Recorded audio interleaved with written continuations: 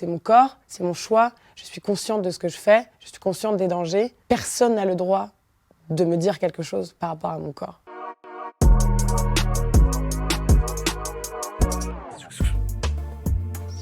Je suis libellule, j'ai 24 ans. J'ai commencé dans l'industrie du sexe il y a 3 ans maintenant. Donc j'ai commencé en tant que cam girl. Et ensuite, je me suis un peu plus spécialisée dans la vidéo personnalisée où le client me détaillait ce qu'il aimait voir dans les vidéos porno. Parce que je trouvais que dans les pornos aujourd'hui, c'était très hétérocentré. Et après, j'ai commencé à parler de sexualité sur TikTok. Du coup, j'ai vraiment parlé de sexualité en général, de dire que c'est OK d'aimer le sexe, c'est OK d'en parler et qu'il faut en parler surtout. Et je me suis lancée là-dedans en mode OK, il y a des choses à dire et on va essayer de guider toutes ces femmes et ces hommes aussi, il faut bien, pour qu'elles se sentent mieux dans leur corps et leur sexualité. Les premières semaines, ça a été très intense niveau harcèlement. Des gens qui m'ont dit qu'ils allaient retrouver où j'habitais, des trucs vraiment très intenses. Après, il y a toujours des gens qui sont pas contents, ils sont très énervés, alors que ça les concerne pas du tout finalement. C'est mon corps, c'est mon choix, je suis consciente de ce que je fais, je suis consciente des dangers. Personne n'a le droit de me dire quelque chose par rapport à mon corps. C'est pas parce que je suis travailleuse du sexe que j'ai envie de ken avec tout le monde, ok ? Souvent, je fais un petit live et j'essaye de parler de sexualité avec les gens qui me regardent dans le live. Ils me posent plein de questions, j'essaie de les guider, de les décomplexer de plein de choses. Et en même temps, je me make-up. Parce qu'ils adorent me voir me make-up. Du coup, je me make-up, titi. Et je commence un peu à avoir les questions qui reviennent souvent. Du coup, je décide assez souvent de répondre en story. Je suis quelqu'un qui fait beaucoup de stories.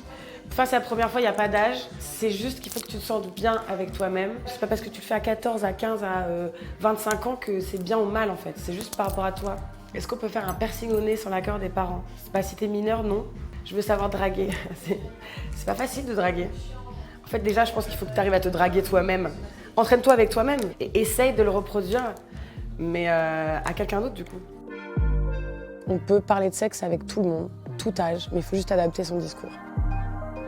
Les jeunes aujourd'hui, vu qu'on parle pas assez de sexualité à l'école et vu qu'on parle pas assez de sexualité à la maison, ils vont s'éduquer tout seuls sur Internet. Mais ils vont s'éduquer avec les mauvais sites, avec les mauvaises choses. Il faut parler de consentement même en primaire, c'est hyper important. Parce que le consentement, c'est pas que dans la sexualité, c'est dans les gestes de tous les jours, c'est dans tout ce que tu fais avec autrui. C'est OK de regarder du porno, tu vois, mais il faut bien se rappeler que c'est des acteurs, que ce n'est pas ça la vraie vie. Il faut continuer à faire de la prévention là-dessus pour dire que ça peut être dangereux parce que ça peut te matrixer justement. Moi, je trouve que c'est mon rôle du coup aujourd'hui d'expliquer ça. Internet, c'est dangereux, faites attention à vous.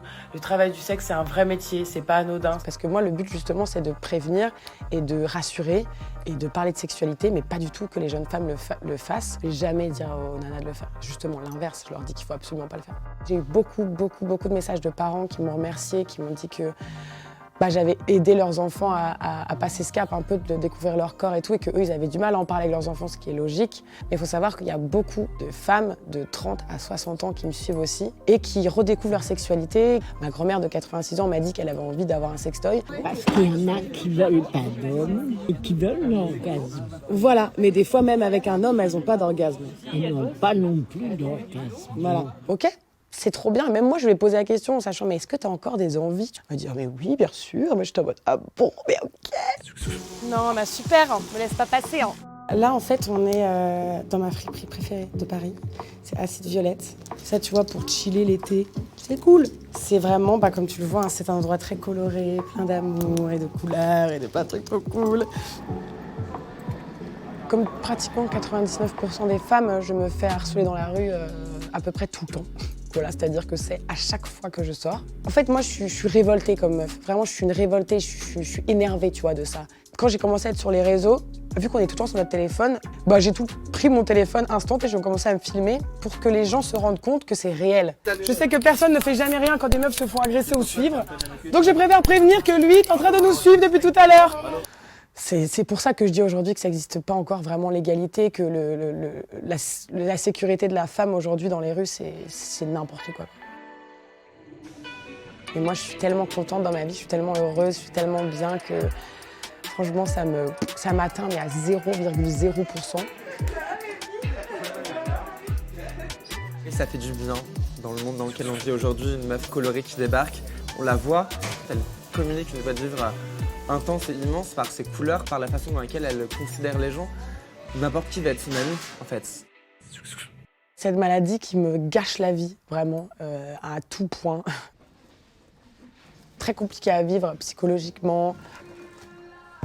J'ai commencé à en parler parce que voilà, ça fait partie de mon quotidien de souffrir, hein, clairement.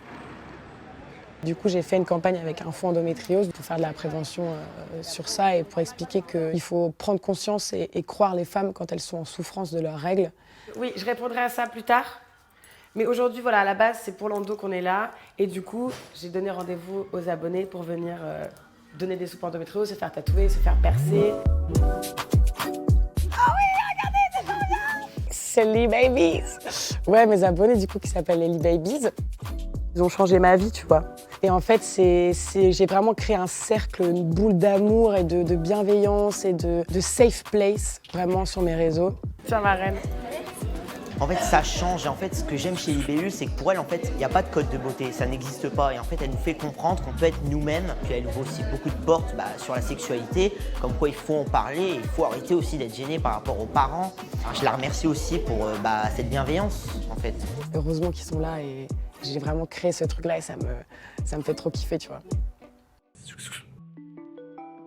Moi, le message que je fais tout le temps passer, c'est le love yourself. C'est vraiment aime-toi avant d'aimer les autres. Découvre-toi avant de découvrir les autres. Ton corps, c'est quelque chose de hyper précieux. C'est ce qui protège ton cœur. Il faut vraiment faire attention à son corps. Et c'est dur de s'aimer, mais tous les jours, si tu te donnes un peu de confiance en toi et que tu te dis que dans tous les cas, on est tous différents, mais au final, on est tous pareils. Aime-toi, prends soin de toi, découvre-toi et de toute façon, t'es incroyable. Si t'es sur Terre, là, aujourd'hui, maintenant, c'est pour faire quelque chose de trop cool, donc fais-le, quoi.